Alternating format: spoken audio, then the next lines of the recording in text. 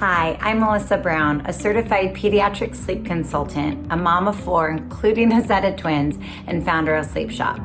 For the last 10 years, I've been working with families all over the world, helping them implement a sleep plan and get their baby to sleep through the night.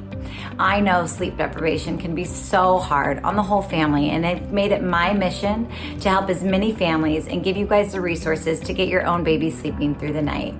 If you want to dive deeper into sleep training, I know there's so many questions that come about. Is my baby hungry? Are they sleeping enough during the day? What's the proper wake window? When will my baby sleep through the night? The webinar below, I'm going to give you my 5 foundational tips that not only help your baby sleep through the night, but can be a gentle guide as you gradually approach these topics with your little one. We're here to help, and we want to get you guys the best sleep as possible. So please remember, again, every baby's different, every family's different. You will see success following some of these guidelines in your child's sleep.